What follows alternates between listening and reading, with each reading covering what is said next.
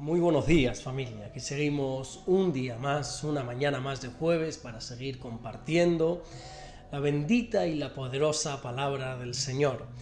Gracias a Dios ya me encuentro un poquito mejor. Ayer estaba bastante delicado, con mucha fiebre, por culpa de una gripe. Pero bueno, esto no nos puede pasar a todos y gracias al Pastor Rey, que Él siempre está presto para compartir la palabra del Señor, para hablar de Jesucristo, y ayer pudo predicar y compartir ese devocional precioso, por cierto, que desde aquí le estoy inmensamente agradecido porque a última hora lo intenté, pero la cabeza la tenía, como solemos decir aquí, perdón por la expresión, como un bombo, y le dije: Rey, si me puedes echar una mano, y por supuesto en 2 minutos estaba aquí y pudimos grabar, que eso es lo importante, poder compartir el mensaje del Señor. Y nosotros vamos a seguir con el orden establecido, con este orden que llevamos ya desde hace unos cuantos años atrás, que estamos estudiando este precioso Evangelio de Mateo, donde hoy nos vamos a detener en el versículo 20 del capítulo 15, que así nos dice la palabra del Señor. Evangelio de Mateo, capítulo 15, versículo 20 dice: estas cosas son las que contaminan al hombre, pero el comer con las manos sin lavar no contamina al hombre.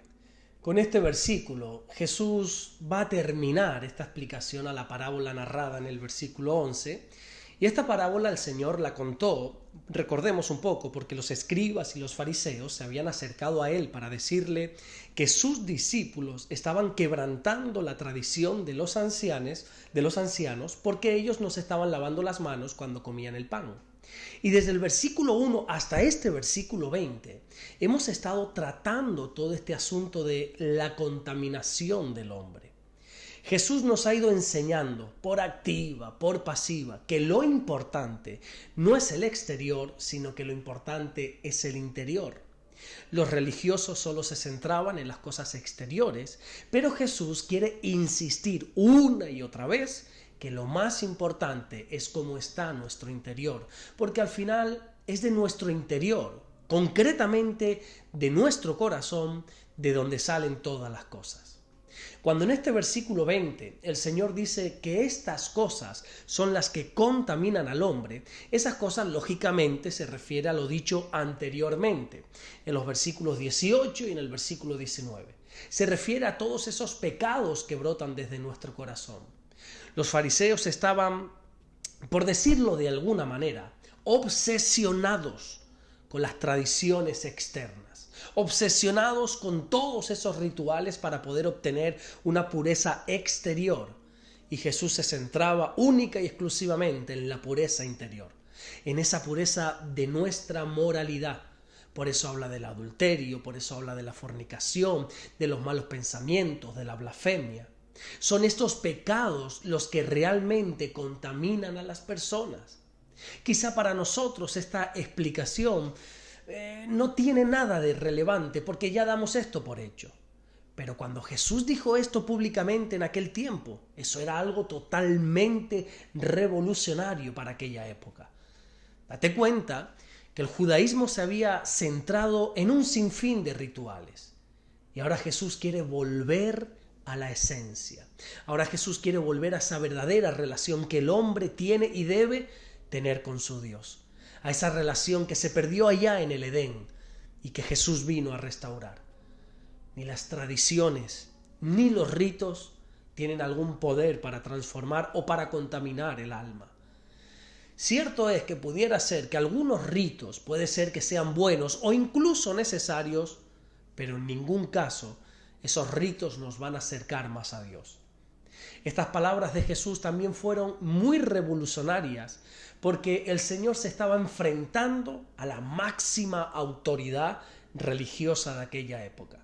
Los fariseos eran los que lideraban espiritualmente al pueblo y creo que nadie en su sano juicio se atrevería a llevarles la contraria, ¿verdad?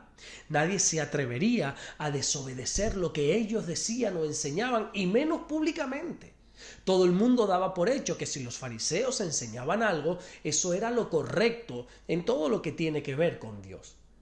Pero de repente aparece Jesús y no solamente les dice que no es correcta su enseñanza, sino que además les llama hipócritas.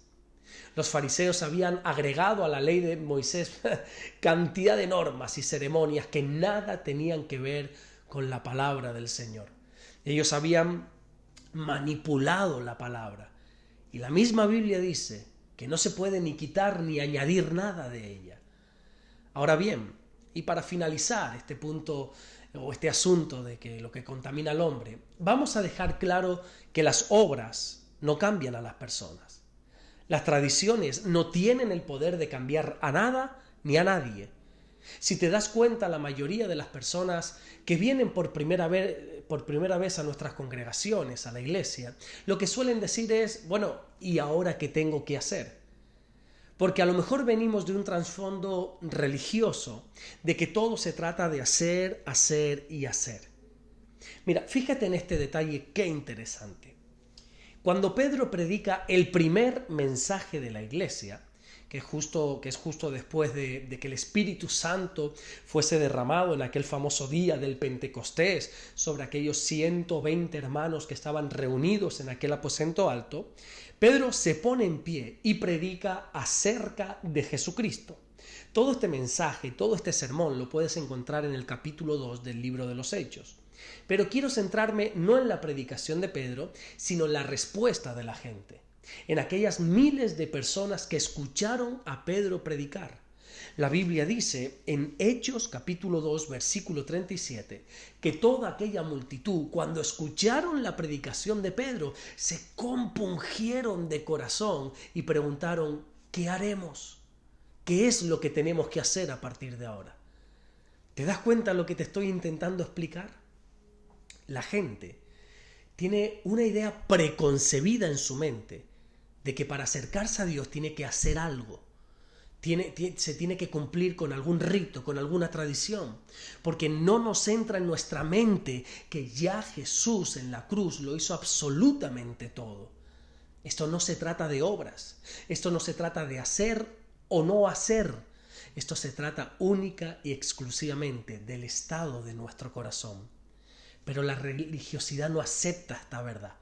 La religiosidad quiere seguir imponiendo la falsa y peligrosa creencia que para poder estar bien delante de Dios tenemos que cumplir un sinfín de requisitos. Y nuestra mente religiosa todavía le cuesta entender lo que la carta a los Hebreos, allí en el capítulo 4, versículo 16, nos enseña cuando dice que ya nosotros podemos acercarnos confiadamente al trono de la gracia para alcanzar misericordia y hallar el oportuno socorro. Ya nosotros podemos acercarnos a Dios confiadamente. Ya el camino está hecho y el camino se llama Jesús. Jesús mismo dijo en el Evangelio de Juan capítulo 14 y versículo 6 que Él es el único camino que nos lleva hacia el Padre. No son las tradiciones. El camino a Dios no son los rituales. El camino a Dios no es haciendo o dejando de hacer algo.